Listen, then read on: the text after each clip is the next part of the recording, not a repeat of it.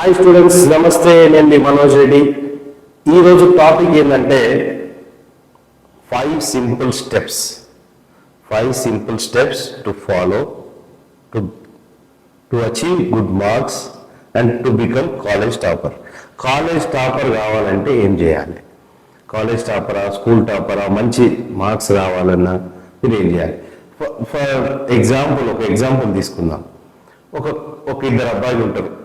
ఆ ఇద్దరు అబ్బాయిల్ని వాళ్ళు ఇద్దరు ఒక దగ్గర కూర్చోబెట్టి స్టడీ ఒక 2 గంటలు చదువుకొని రండి అంటే, ఒక సబ్జెక్ట్ ఇచ్చి 2 గంటలు చదువుకోమంటే చదువుకొని పోయి ఎగ్జామ్ రాసి వచ్చింది అనుకోండి, వాళ్ళేమో టాప్ పొజిషన్లో ఉంటారు, అంటే టాపర్ అవుతాడు స్కూల్ కాలేజ్లో. ఇంకోనేమో యావరేజ్ స్టూడెంట్గా మిగిలిపోతారు. ఇక్కడ మనకేంటంటే టాపర్కును యావరేజ్ స్టూడెంట్కి డిఫరెన్స్ ఏంది? టాపర్కి ఉన్న యావరేజ్ స్టూడెంట్కి డిఫరెన్స్ ఏంటంటే, టాపర్కి తను ఏదైతే చదువుకున్నాడో అది గుర్తుంటుంది. యావరేజ్ స్టూడెంట్ ఏంటంటే చదువుకున్న టైంలో తను ఏదైతే చదువుకున్నాడో అది పేపర్ మీద ఎగ్జామ్లో పెట్టలేకపోతాడు, కాబట్టి మంచి మార్క్స్ రావు. సో ఈ మంచి మార్క్స్ రావాలంటే ఈ స్టూడెంట్సే కాదు, పేరెంట్స్ కూడా చూడండి, వాళ్ళ పిల్లలకు కూడా చెప్పండి. దీంట్లో ఒక 5 సింపుల్ స్టెప్స్ ఉంటాయండి. 5 సింపుల్ స్టెప్లు ఏంటంటే, అసలు ఒక టాపర్ డైలీ రొటీన్ ఎట్లా పాటిస్తాడు? స్కూళ్ళల్లో కామన్ ఏంటంటే టైం టేబుల్స్ ఉంటాయి. మనం ఇంటి దగ్గర కూడా పిల్లలు వచ్చిన తర్వాత ఒక టైం టేబుల్ సెట్ చేసుకొని చదువుదామనుకుంటాం. కానీ టైం టేబుల్ సెట్ చేసుకున్నది చదవాలన్నది అది సెట్ కాదు. డోంట్ మేక్ టైం టేబుల్స్ అన్నది పెట్టుకోకండి. కాకపోతే ఏంటంటే డైలీ టార్గెట్ అన్నది పెట్టుకోండి. సెట్ యువర్ టార్గెట్ పెట్టుకోండి. నేను ఈరోజు 2 చాప్టర్లు చదువుతా, లేకుంటే ఒక సబ్జెక్ట్లో 3 చాప్టర్లు చదువుతా అని ఒక టార్గెట్ పెట్టుకోకండి. ఎక్కువ టార్గెట్లు పెట్టుకోకండి. నేను ఇవాళ 5 చాప్టర్లు చదువుతా, 6 చాప్టర్లు చదువుతా అని పెట్టుకోకండి. ఓన్లీ 3 చాప్టర్లు చదువుతావా, 2 చాప్టర్లు చదువుతావా అనేది పెట్టుకొని ఆ 2 చాప్టర్లను కంప్లీట్ చేయడానికి చూడండి. లేకపోతే 3 చాప్టర్లు పెట్టుకొని ఆ 3 చాప్టర్లను కంప్లీట్ చేయడానికి చూడండి. అంతేకాని మీరు టార్గెట్లు అనేది ఇనిషియల్ స్టేజ్లో ఎక్కువ టార్గెట్లు పెట్టుకోకండి. అంటే 5 చాప్టర్లు 6 చాప్టర్లు చదువుతా అనే టార్గెట్ పెట్టుకోకండి. ఇది ఒకటి. సెకండ్ది, don't follow too many teachers or don't read too many books. ఒక సబ్జెక్ట్లో నేను ఒక బుక్ ఉంటుంది, ఏ బుక్ ఉన్నా ఆ బుక్ని పర్ఫెక్ట్గా చదివితే ఎగ్జామ్లో మనం బెటర్ మార్క్స్ అచీవ్ చేయొచ్చు. చాలా మంది ఏం చేస్తారంటే ఈ బుక్ చదువుతారు, ఆ బుక్ చదువుతారు, అదే ఇంకో బుక్ చదువుతారు, ఇంకో ఆథర్ బుక్ చదువుతారు. ఇట్లా 2-3 బుక్స్ చదివేసరికి ఏమవుతుందంటే కన్ఫ్యూజన్కి గురవుతారు. అది ఇంకోటి ఏంటంటే, ఒక లెక్చర్ చెప్పిన పాఠాన్ని వినండి, శ్రద్ధగా వినండి, ఓ మంచి లెక్చరర్ పాఠాన్ని వినండి. అంతేగాని మల్టిపుల్ లెక్చరర్స్ మనం యూట్యూబ్లో వీడియోస్ ఉన్నాయి కదా అని ఆ లెక్చరర్ ఒక స్టైల్లో చెప్పిండు, ఇంకో లెక్చరర్ ఇంకోటి చెప్పిండు, ఇంకో లెక్చరర్ ఇంకోలాగా చెప్పిండు. ఈ 3ని ఫాలో అయినప్పుడు కూడా కన్ఫ్యూజన్ అనేది అవుతుంది. సో మీరు టూ మెనీ బుక్స్ని ఫాలో కావద్దు, టూ మెనీ లెక్చరర్స్ ఇచ్చే వాటిని చూడొద్దు. ఇది సెకండ్. థర్డ్ స్టెప్ ఏంటంటే సెల్ఫ్ నోట్స్ అంటే మనకి ఏదైతే పక్కవాడు ఏదో నోట్స్ ప్రిపేర్ చేసిన దాన్ని మనం ఫాలో అవుతాం అన్నది పెట్టుకోకండి. మీ నోట్స్ను మీరే ప్రిపేర్ చేయండి. ఎప్పుడైతే లెక్చరర్ చెప్తుంటారో మీ నోట్స్ని మీరే ప్రిపేర్ చేయాలి. లేదు అంటే మళ్ళీ మీరు చదువుకోలేనా దాన్ని మీ నోట్స్ని మీరు సెల్ఫ్ నోట్స్ అన్నది ప్రిపేర్ కావాలి. సెల్ఫ్ నోట్స్ ప్రిపేర్ చేసినప్పుడు, సెల్ఫ్ నోట్స్ అంటే నీ పుస్తకం నువ్వు రాసుకున్నప్పుడు, ఏది చదివినా పుస్తకంలో రాసినప్పుడు అదేమవుతుందంటే నీ మెమరీలో స్టోర్ అవుతుంది అన్నట్టు. నీ బ్రెయిన్లో, సబ్కాన్షియస్ బ్రెయిన్లో నువ్వు రాసినప్పుడు అది స్టోర్ అవుతుంది. అది స్టోర్ అయినప్పుడు ఏమవుతుంది, నువ్వు ఎగ్జామ్కి పోయినప్పుడు దాన్ని రీకాల్ చేస్తావు. అప్పుడు రీకాల్ చేసినప్పుడు నీకు అది గుర్తుంటుంది. నీ అంతలో నీ స్వహస్తాలతో రాసినప్పుడు మాత్రమే ఆ రీకాల్ అన్నది పనిచేస్తుంది. నీ సబ్కాన్షియస్ బ్రెయిన్లో అది ఫీడ్ అయిన సబ్జెక్ట్ని నీకు ఎగ్జామ్ టైంలో ఇస్తుంది. చాలా మంది ఏమవుతుంది, ఎగ్జామ్ అయిన తర్వాత అబ్బా నుంచి బాగా చదువుకున్నా కానీ ఎగ్జామ్ హాల్లో గుర్తు రాలేదు అని అంటారు. ఎందుకు గుర్తు రాలేదంటే వాళ్ళ నోట్స్ వాళ్ళు ఎవరైతే రాసుకోరో వాళ్ళకు మాత్రం గుర్తుండదు, ఖచ్చితంగా గుర్తుండదు. చాలా మంది ఈ ప్రాబ్లమ్ని ఫేస్ చేస్తారు. కానీ కంపల్సరీ మీ చదువుకున్న దాన్ని compulsory put on paper, paper మీద పెట్టండి. మీ నోట్స్ మీరే ప్రిపేర్ చేసుకోండి. ప్రిపేర్ చేసుకున్నప్పుడు కంపల్సరీ మీకు అది సబ్కాన్షియస్ బ్రెయిన్లో ఫీడ్ అవుతుంది. ఇంతవరకు మీరు స్టడీ రొటీన్, ఒక టాపర్ స్టడీ రొటీన్ ఎట్లా పాటిస్తారో మీరు చూసినాం. నెక్స్ట్ పాయింట్ వచ్చేసి అంటే స్టెప్ 2. స్టెప్ 2లో మీరు చేయాల్సింది ఏంటంటే డిస్ట్రక్షన్ కావద్దు. డిస్ట్రక్షన్ కావద్దు అంటే ఏంటి? డిస్ట్రక్షన్ కావద్దు, టాపర్ని డిస్ట్రక్షన్ కారా, లేకుంటే ఓన్లీ యావరేజ్ స్టూడెంట్ అవుతారా, లేకుంటే వీక్ స్టూడెంట్ అంటే పూర్ మార్క్స్ వచ్చే వాళ్ళు అవుతారా, below average students, below average toppers అందరూ కూడా డిస్ట్రక్ట్ అవుతారు. డిస్ట్రక్ట్ అయినంత మాత్రాన ప్రతి ఒక్కరికి ఆ డిస్ట్రక్షన్ అన్నది ఉంటుందండి కామన్గా. కానీ ఒక టాపర్ ఏం చేస్తాడంటే ఇదంతా మన మైండ్ సెట్ మీద ఆధారపడి ఉంటుంది.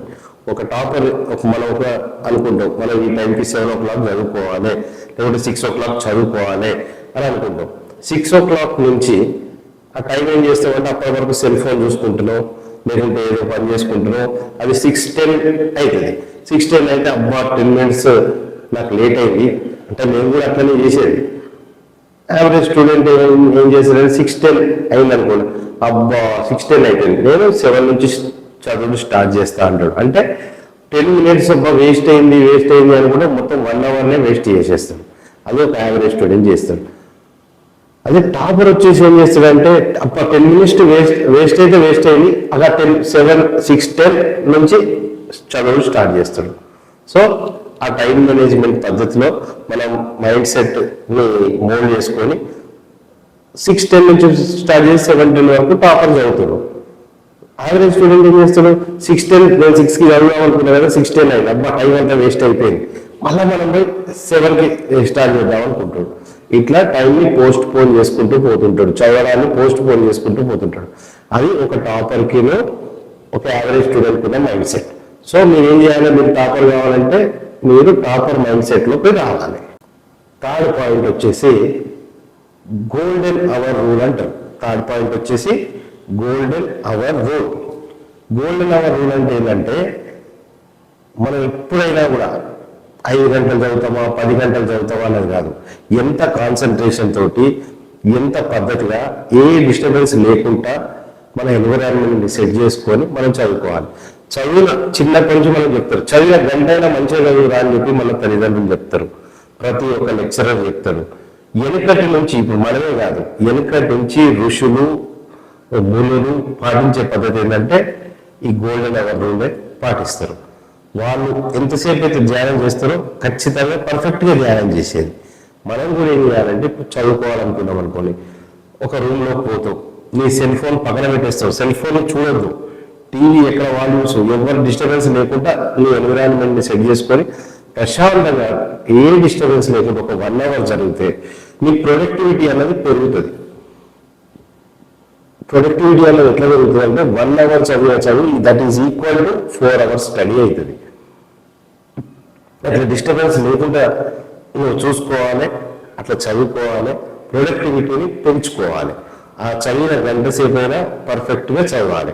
ఇది టాపర్ చేసే పని. మనం 4 గంటలు చదివిన మార్క్స్ ఎందుకు రావు, టాపర్ 1 గంట చదివిన మార్క్స్ ఎందుకు వస్తాయంటే టాపర్ 1 గంటను ఏ డిస్టర్బెన్స్ లేకుండా వాడుకుంటాడు.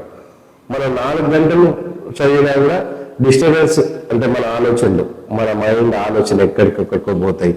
ప్లస్ ఏదో సెల్ ఫోన్ వచ్చింది కదా అని కొంచెంసేపు చూస్తాం, ఎవరైనా వచ్చిన టీవీ చూద్దామని, ఇట్లా డిస్ట్రాక్ట్ కావద్దు. ఒక మునిలాగా ఒక యోగిలాగా తపస్సు ఎట్లా చేస్తారో మీరు అట్లా చెయ్యాలి. ప్రతి రోజు మొత్తంలో 1 గంట సేపు అట్లా చదవండి, 4 గంటలు చదివినట్టే. 4th రూల్ మనకి ఏంటంటే చాలా మందికి అనుకుంటారు నేను చదివినా కానీ నాకు గుర్తుండదు అంటే మెమొరీ. 4th పాయింట్ ఏంటంటే మెమొరీ. దాన్ని ఎట్లా మనం చదివినది మనకు గుర్తుండాలంటే మనం ఏం చేయాలి కామన్గా టీచర్ వచ్చేసి బోర్డు మీద చెప్పేస్తాడు, పాఠాలు చెప్పేసిన తర్వాత క్లాస్ ఉంటుంది, ఇంటికి వెళ్తారు, ఇంటికి వెళ్ళిన తర్వాత ఎవరి పని వాళ్ళు చేసుకుంటారు, మళ్ళీ రేపు వస్తారు, రేపు క్లాస్. అట్లా కాకుండా మీరు ఒక లెక్చరర్ దగ్గర ఒక క్లాస్ విన్నారంటే ఒక డే మొత్తం ఎన్నైతే క్లాస్ వింటారో ఇంటికి వచ్చిన తర్వాత షార్ట్ టర్మ్ రివిజన్ అనేది కంపల్సరీ చెయ్యాలి.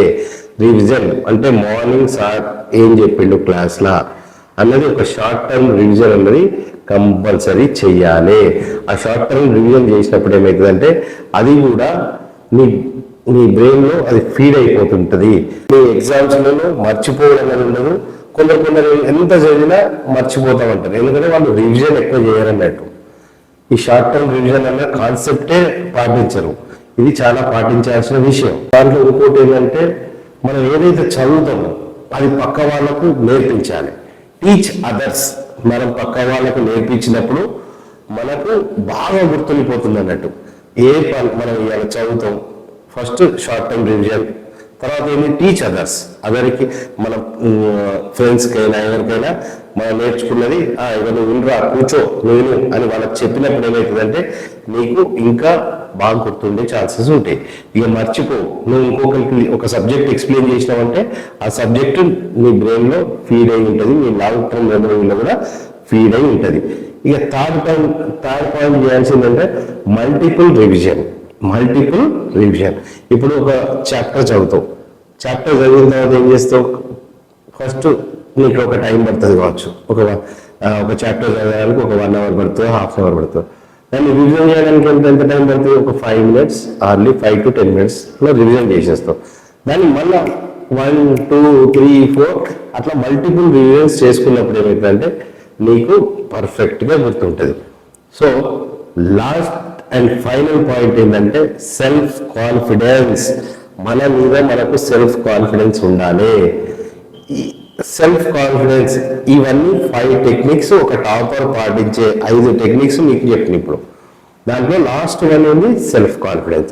సెల్ఫ్ కాన్ఫిడెన్స్ అంటే ఏంటంటే చిన్నప్పుడు మనం చూస్తుంటాం, ఎవరికైతే క్లాస్లో టాప్ ర్యాంక్ వస్తుందో వాళ్ళకి ఫస్ట్ క్లాస్లో వాళ్ళకి టాప్, సెకండ్ క్లాస్లో వాళ్ళకి టాప్, థర్డ్ క్లాస్లో వాళ్ళకి, ఫోర్త్ వాళ్ళకి, 10th వరకు అట్లనే వచ్చేస్తుంటే చిన్నప్పటి నుంచి వాళ్ళకి అట్లనే వస్తుంది.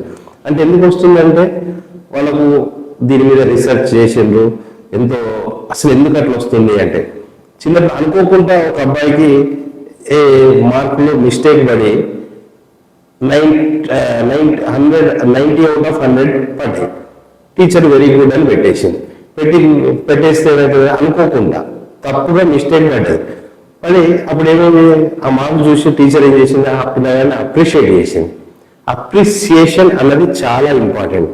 వాళ్ళ అప్రిషియేషన్ కోసం చిన్నప్పుడే వాళ్ళ మైండ్లో ఫీడ్ అయిపోతారు, వాళ్ళని మెచ్చుకుంటారు. అప్రిషియేషన్ అంటే మెచ్చుకుంటారు, అందరూ పొగుడతారు. ఇవన్నీ అయ్యేసరికి ఏమైందంటే సైకలాజికల్గా వాళ్ళకి ఒక ఫీలింగ్ వచ్చేస్తుంది. దానివల్ల ఏమవుతుందంటే వాళ్ళ సెల్ఫ్ కాన్ఫిడెన్స్ అనేది పెరుగుతుంది. పెరిగినప్పుడు ఏమవుతుందంటే అబ్బా నేను టాప్ ర్యాంక్ రావాలి అన్న కోరిక పెరుగుతుంది. నేను టాప్ వచ్చేది ఉంటే నన్ను అందరు మెచ్చుకుంటారు, తోటి స్టూడెంట్స్ క్లాప్స్ కొడతారు, టీచర్ మెచ్చుకుంటుంది, వెరీ గుడ్ అని చెప్తారు. This is the biggest motivation చాలా మంది. సో అందరికి అట్లా రాదు కాబట్టి మనం సెల్ఫ్ మోటివేట్ కావాలి. మనం కూడా క్లాప్స్ కొడతారు, మనం మంచిగా చదివి మంచి మార్క్స్ వస్తే మనం కూడా టీచర్ మెచ్చుకుంటుంది అని ప్రతి ఒక్కరూ సెల్ఫ్ మోటివేట్ కావాలి. సో ఈ 5 స్టడీ టెక్నిక్స్ మీరు పాటించేది ఉంటే మీరు యావరేజ్ స్టూడెంట్ నుంచి టాపర్ అవ్వడానికి ఖచ్చితమైన ఆస్కారాలు ఉంటాయి. ఈ టెక్నిక్స్ మీరు పాటించండి, ఈ 5 టెక్నిక్స్ మీరు పాటించేయండి. తల్లిదండ్రులు ఈ వీడియో చూసినా కూడా పిల్లలకి ఈ టెక్నిక్స్ నేర్పియండి, పిల్లలకి ఈ టెక్నిక్స్ చెప్పండి. చాలా మంది తల్లిదండ్రులు చెప్తారు, చదువుకున్న తల్లిదండ్రులైనా చెప్తారు, చాలా మంది చెప్తారు. కొందరు గ్రామాలలో ఉండే తల్లిదండ్రులకు తెలియకుండా కూడా ఈ వీడియోని వాళ్ళకు పిల్లలకు, మీ పిల్లలు 10th చదవచ్చు, ఇంటర్ చదవచ్చు, 8th క్లాస్ చదవచ్చు, 4th క్లాస్ చదవచ్చు, ఏ క్లాస్ వాళ్ళకైనా ఇదే రూల్. మనం మంచి మార్క్స్ రావాలి, ఒక యావరేజ్ స్టూడెంట్ టాపర్ కావాలంటే ఏం చేయాలంటే ఈ రూల్స్ పాటించి ఈ 5 స్టడీ టెక్నిక్స్ అంటారు వీటిని. ఈ స్టడీ టెక్నిక్స్ని పాటిస్తే 5 సింపుల్ స్టెప్స్. ఈ స్టెప్స్ని, ఈ టెక్నిక్స్ మీరు పాటించినట్టు ఏంటంటే ఒక యావరేజ్ స్టూడెంట్ మెరిట్ స్టూడెంట్ అవుతాడు. బ్రహ్మ విద్య ఏం కాదు, ఎవరికైనా ఒకటే మెమరీ అన్నది ఒకరికి మైండ్ సూపర్ కంప్యూటర్ కాదు. అందరికీ భగవంతుడు ఒకటే బ్రెయిన్ ఇచ్చిండు, ఒకటే మైండ్ ఇచ్చిండు. దాన్ని ఎవరికైనా గదే స్టోరేజ్ ఉంటుంది, అంతే ఉంటుంది. దాన్ని మనం డెవలప్ చేసుకోవాలి. అంతేగాని టాపర్ వచ్చిండు క్లాస్లో వాళ్ళ మైండ్ సూపర్ కంప్యూటర్ అంటే అది ఉండదు. అందరూ ఒకటే. So friends, thank you very much. నా వీడియో నచ్చినట్టయితే లైక్ చేయండి, సబ్స్క్రైబ్ చేయండి, ఇంకా బాగా నచ్చినట్టయితే మిగతా వాళ్ళకి షేర్ చేయండి. నమస్తే ఫ్రెండ్.